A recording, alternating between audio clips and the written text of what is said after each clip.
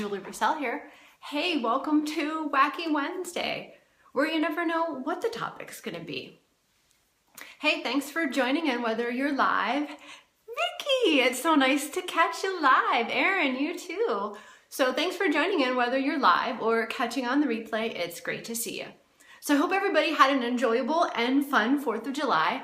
And all of the posts from the 4th of July and today kind of inspired tonight's topic. So I hope you stick around. It might be interesting.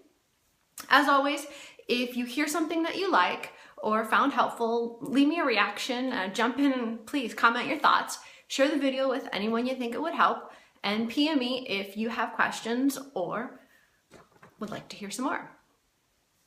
So let me ask you the question for the night. Do you have zombie eyes? You know, those deep, purplish black, caverns that we all seem to have under our eyes that, happen to be red or puffy, those big irritated things that just kind of hang out and bag under our eyes. Well, if you do, whether yes, no, sometimes, occasionally, would you please leave your comment in the thread below. Now, if you're me, I definitely do have them. I mean, you can see them right now.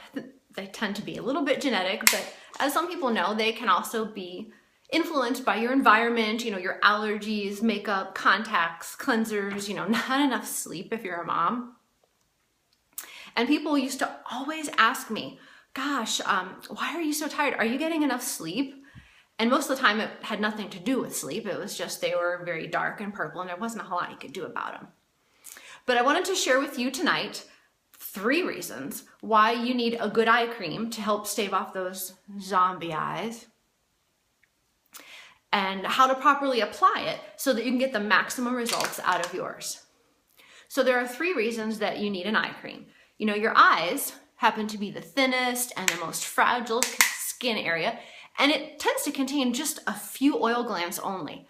So this area tends to dry out really quickly and fold in on itself fast. And second reason is we do a lot of blinking, we touch our eyes all the time. We might put in contacts, you're scrubbing makeup on and off your face. You could have really sensitive allergies. It could be anything. And all those things increase your dehydration of that fragile skin, your puffiness, increase your bagginess, the sensitivity, redness, and especially premature aging. I mean, nobody wants that. And the third reason is your eyes will end up aging 5 to 10 years faster than the rest of your face, and it shows it in a big way. So you need to have something gentle to put on that eye area, but something that's going to add hydration, peptides, anti-aging, and decrease the sensitivity of that area. So I'm also going to share with you 3 tips that are going to help you apply your eye cream so that you get maximum benefits out of it. Now, the first thing you want to do is make sure that you have gone through your normal cleansing routine. I'm just doing that now so you can see that I have a clean face to start with.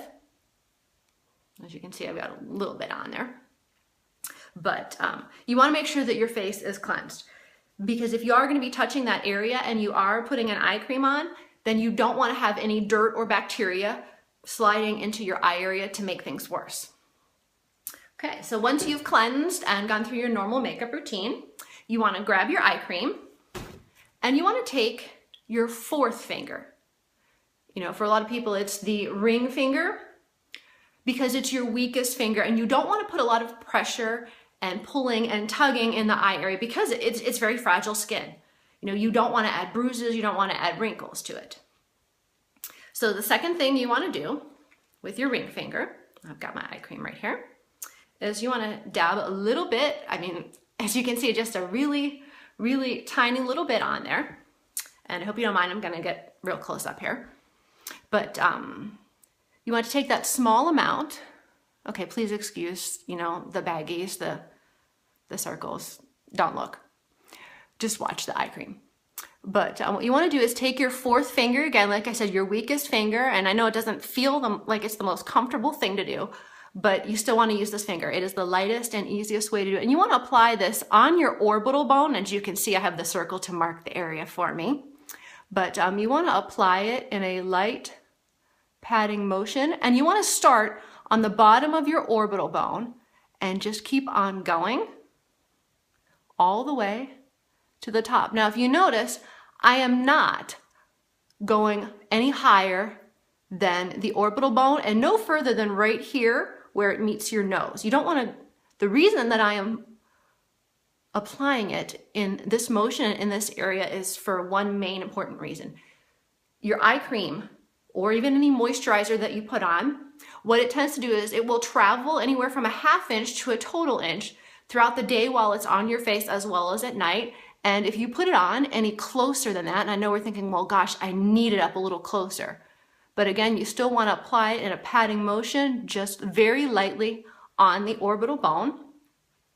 And again, if it does seep into your eyes, it's going to cause redness, you know, irritation, puffiness, burning, itching, all those things you don't want to add to.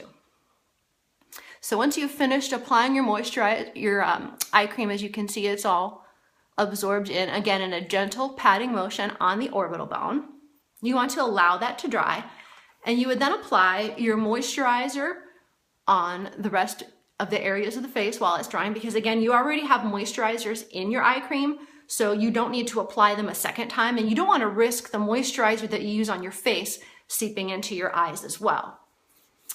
And last thing would be your sunscreen. And the third reason that you would want to use an eye cream every day is it will also, if you're applying sunscreen and moisturizers, it will provide a barrier between where the moisturizer and sunscreen are on your face so that it doesn't seep into your eyes either from the top or the bottom. Because during these hot months with sunscreen, I can't tell you how much that burns. And I can tell you that from my own experience, because I have both applied, I can almost talk tonight, but I have applied my eye cream too close to my eyes as well during the day as well as the night. And when you wake up, you know, 3 or 4 days in a row with redness, puffiness, irritation, and burning, that does not help. It just adds way too much to your day and more things you don't want to deal with, as well as the pain that goes along with it. So if you have very sensitive eyes, these tips that I shared with you will probably help you out a little bit. And like you said, Jean, you know, taking care of your eyes is very important. So, you know, I'm not a makeup artist or an esthetician, but I hope you found that these tips helpful. They were given to me by some product specialists, so I wanted to pass them along to you because for me, it's been a big help. I no longer have such dark caverns of purple ugliness around.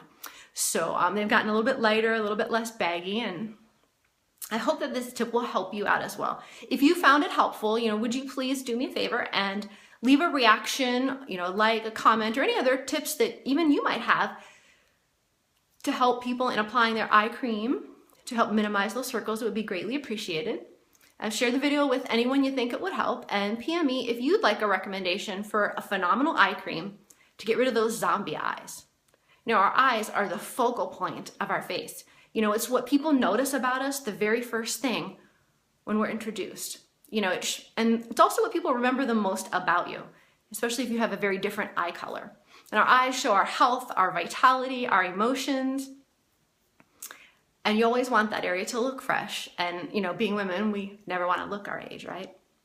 Hey, I see a bunch joining in. I'm glad you joined in. I'm sorry to say I missed most of it, but I hope that the reasons and tips that I mentioned will help you keep your eyes looking fresh and youthful with your eye cream so that you don't have to pile up makeup and other things to try and hide it on these hot summer days. And who wants to have zombie eyes anyways? So again, if you need tips for a wonderful eye cream, I'm your girl. I'll be happy to pass along some recommendations because I've tried a lot of them. So I'll catch you later.